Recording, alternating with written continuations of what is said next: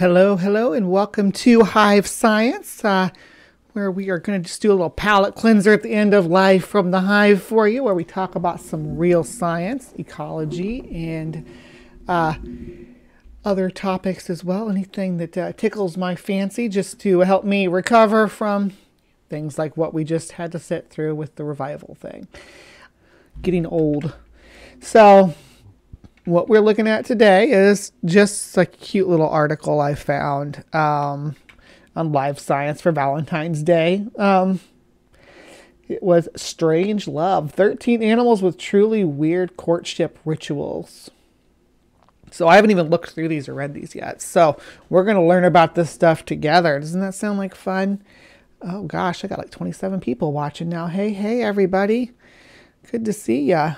All right, so on Valentine's Day, lovers who are eager to woo their partners show their affection with traditional gifts of red roses, heart-shaped boxes of chocolates, or with romantic dinners at a fancy restaurant. There's usually some effort involved, but pulling off a memorable Valentine's Day is easier and generally safer than some of the courtship rituals performed by other animal species. For most animals, wooing comes with heightened personal risk.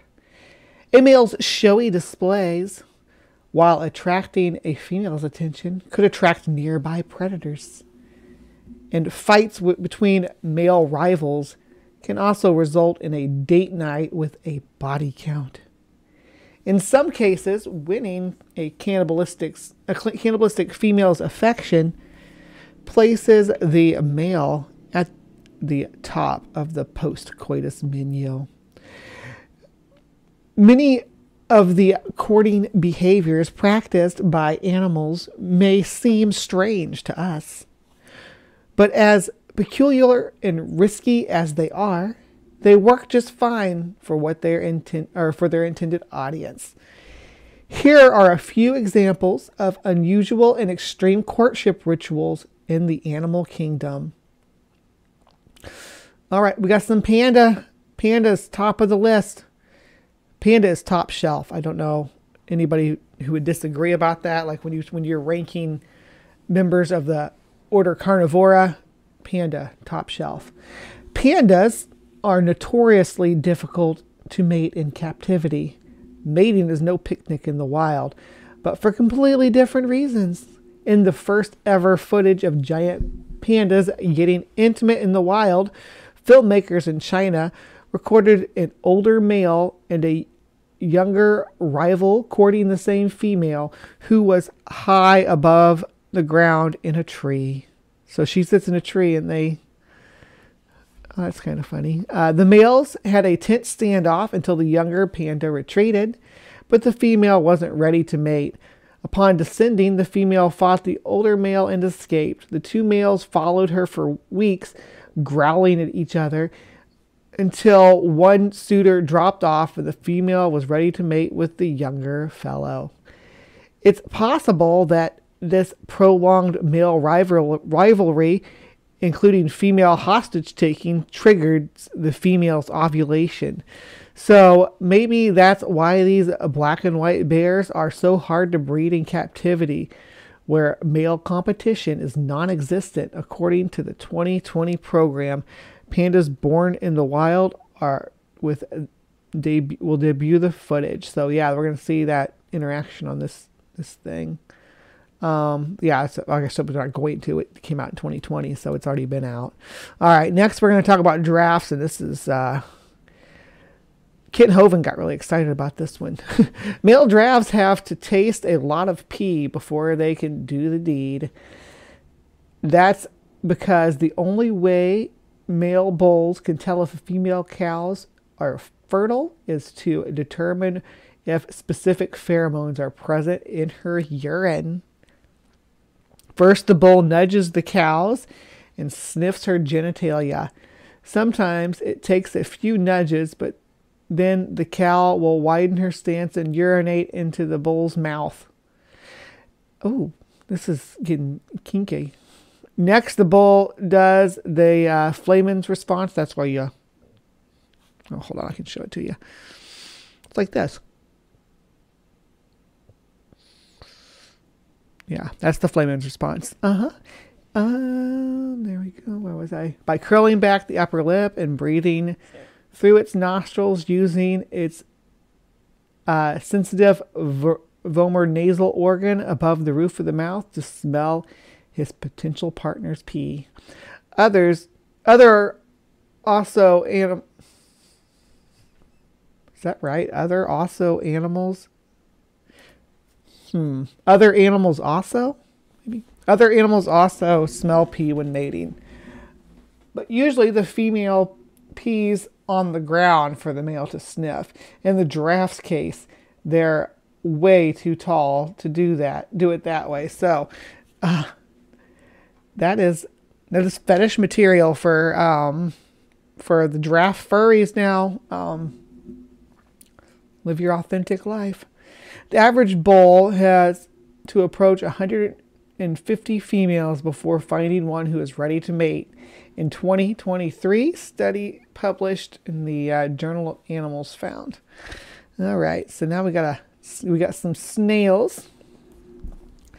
Look closely at these photos of land snail Cornu aspersum, and you'll see a small appendage close to the eye stalk. The tiny structure was propelled into the snail's head by its mate, delivering an infusion of special mucus that prepares the snail for receiving an envelope full of sperm. So yeah, they have little tiny harpoons that they shoot at each other. As land snails are hermaphrodites, either snail is in a mating pair is capable of fertilizing the other, and both are equipped with love darts that they use to stab their partners after sorry, this makes me giggle. After they spend a bit of time circling around and touching each other with their muscular pseudopods. That's their foot, their big floppy foot.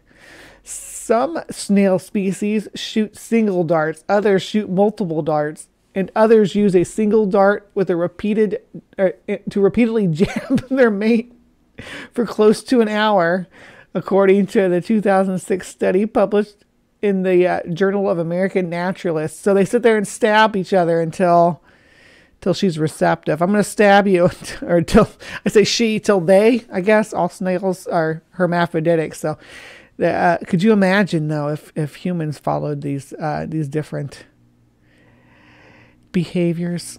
Do you want to shoot harpoons into your partner? You want to hit them with your love darts? That should be a kiss song, right? With your love darts. All right, next we have some dino stuff. Dino dating. Let's have a look and see what it says. Little is known about dinosaurs' mating habits, but evidence preserved in rocks in Colorado suggests that some dinosaurs practiced a ritual dance much like ones performed by living birds. Paleontologists found scrape marks, many dozens of them, in 4 sites that held remains of Cretaceous dinosaurs. In a 2016 study published in the journal Nature Scientific Report, researchers explained that they saw distinct similarities between these scratches in the rocks and the so-called nest scrapes created by certain types of male birds as part of their courtship display. Male birds across a number of ground nesting species, including sage grouse, puffins, and various shorebirds, scrape the ground in front of a female as if to demonstrate how good they would be at building a nest. They make dozens or even hundreds of scratches at a time, and usually accompany scraping with strutting, puffing themselves up, and fanning their tails. So this is inferred behavior with dinosaurs, but we definitely know that that the ground nesting birds do this. All right, here we go. Here's one of Bree's favorite creatures that roam this beautiful green and blue ball. The black widow. See how much bigger she is than him? Look at that abdomen.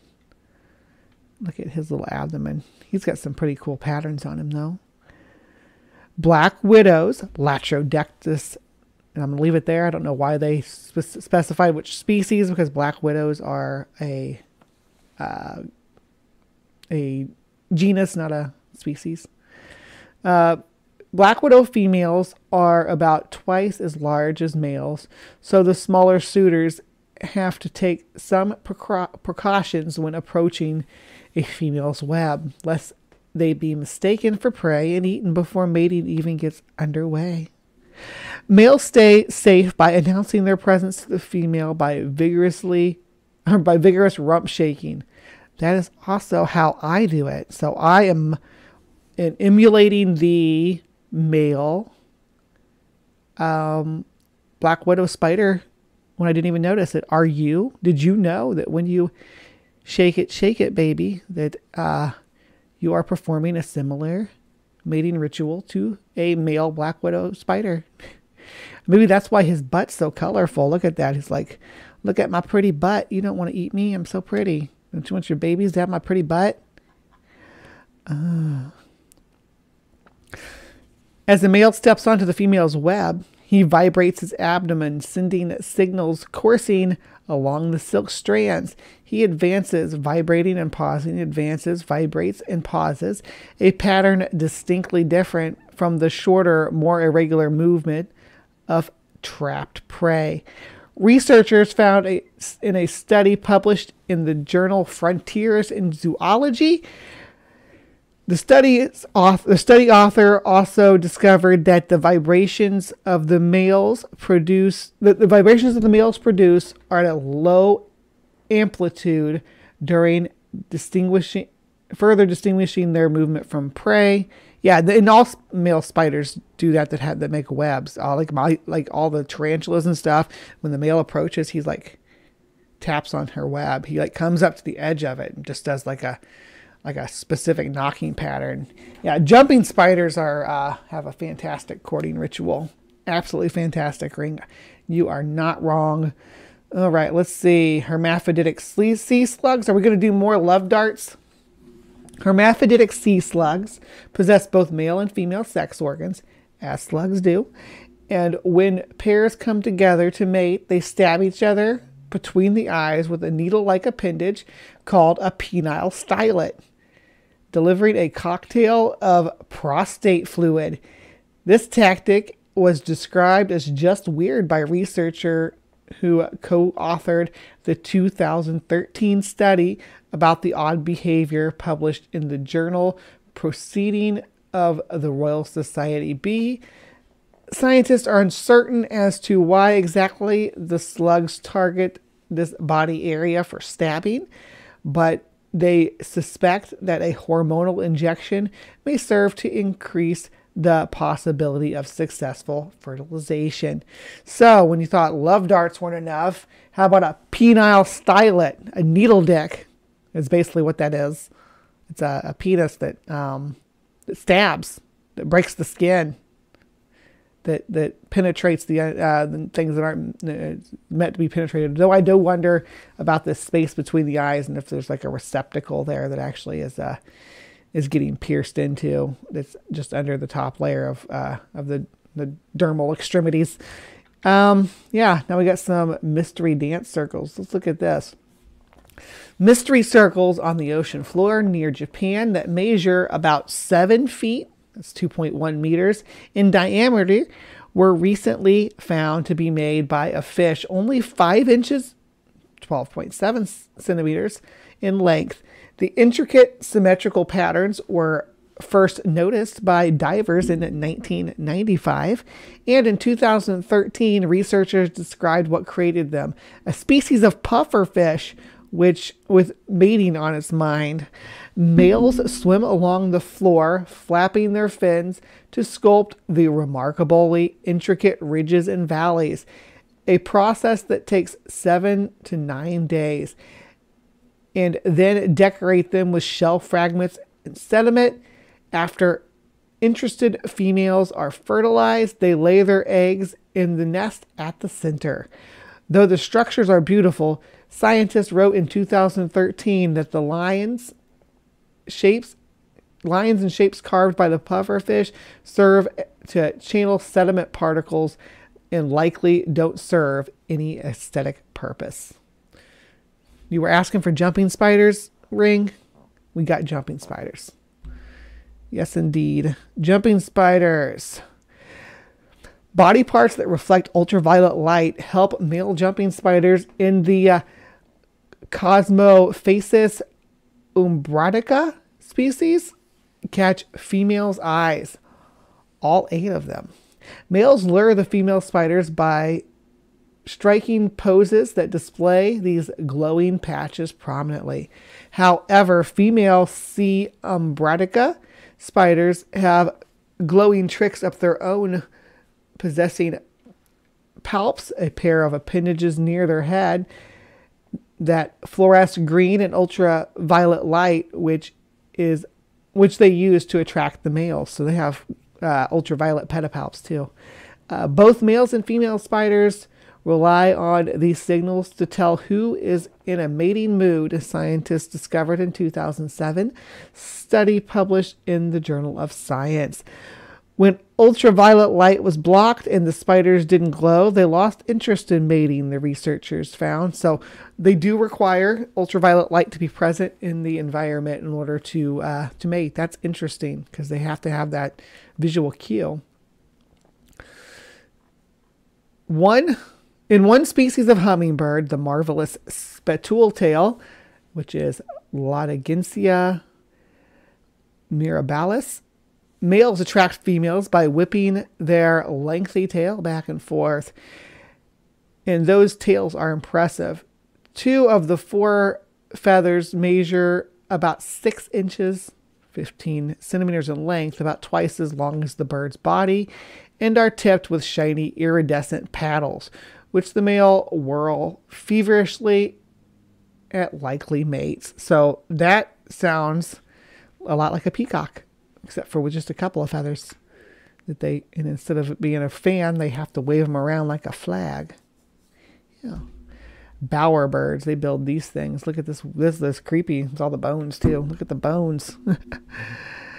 Bowerbirds are known for building elaborate structures to attract females' interest, even decorating their bowers with an array of colored objects that appear to be selected and displayed for the aesthetic appeal. Yeah.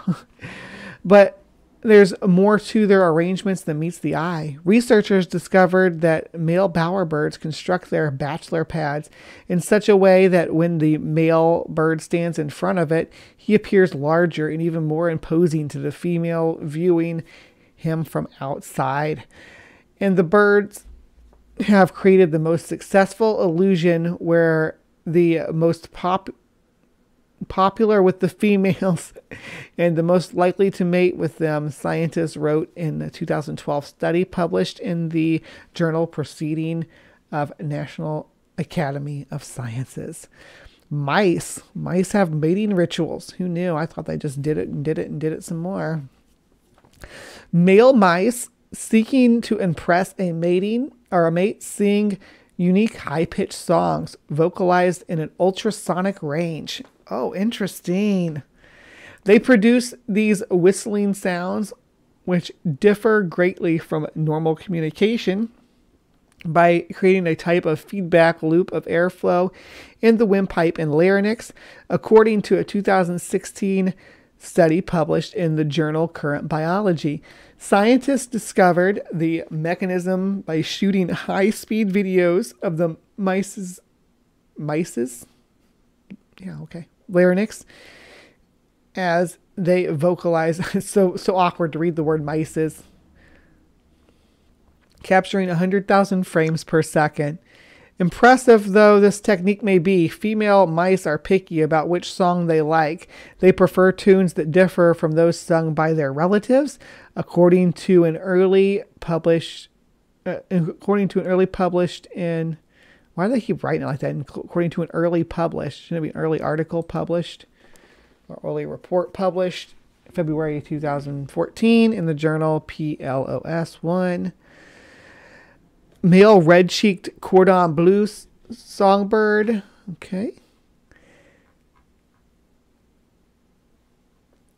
High-speed video recently revealed a mating dance performed by a species of songbird tapping their feet too quickly for the movement to be seen with the naked eye.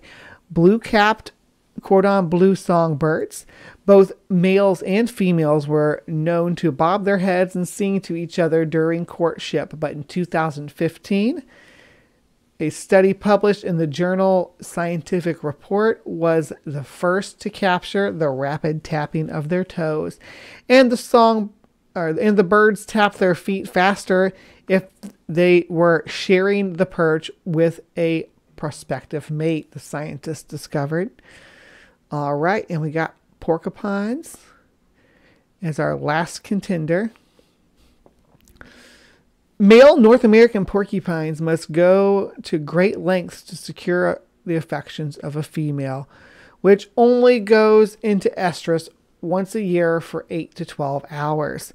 Prior to ovulating, the female secretes a fragrant to a porcupine, yeah, implying that it might not smell good to a human, vaginal mucus that lures males closer.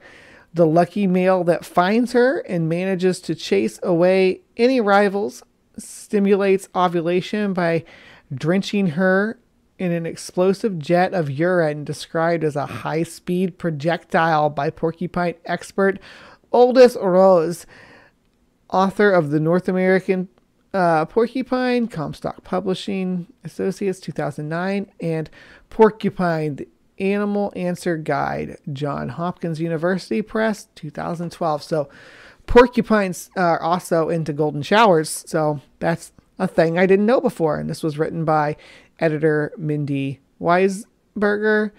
She's a life science editor for the channel Animals in Planet Earth. She is also reports on general science covering climate change, paleontology, biology, and space. Mindy studied film at the Columbia University. Prior to HiveScience, she produced, wrote, and directed media for the American Museum of Natural History in New York City.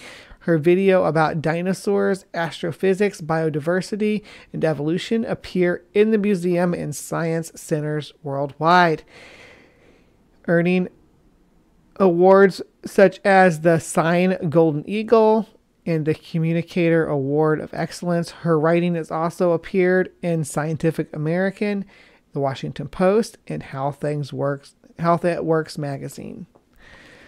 All right, with contribution from Laura Gagel, editor. Okay, so that's who this came from. All right, and it's always the shocking facts list and stuff that that are supposed to catch your eye. That one wasn't too bad. It seemed like it was really quickly edited and put together, though. I don't feel like it was gone back over again, because there's a lot of typos and stuff in that, which you usually don't get with a live science article. I'm not judging or anything. I make typos all the time. I make typos on government documents sometimes. So who am I to judge? Just maybe go back over it with a fine-tooth comb. You need to check out porcupines humping, Maynard. Yeah, that's something you could probably get into. I'm sure there's videos of it, because a lot of people are probably curious about how they do it, right? Because I saw this really cute video of a pair of porcupines with their babies, defended them from a leopard. These are different porcupines. They're the African ones, and they are their quills are very mobile. They make like shields with their quills. They make like a barrier. They make like a flat wall. Porcupines are pretty awesome creatures. You know, the thing is there's probably animals with quills and stuff like that in the fossil record that we'll never even know. Like maybe some of the dinosaurs had quills that they could stick into people and into other animals. But you know, we'll never know for sure. We may not ever know for sure. I mean, who knows what the future holds? But I don't foresee any possibility to find out about the possibility of dinosaur quills, defensive quills. Yeah, their quills are also barbed, so once they're in, they're hooks. There's hooks inside of you, and you're stuck.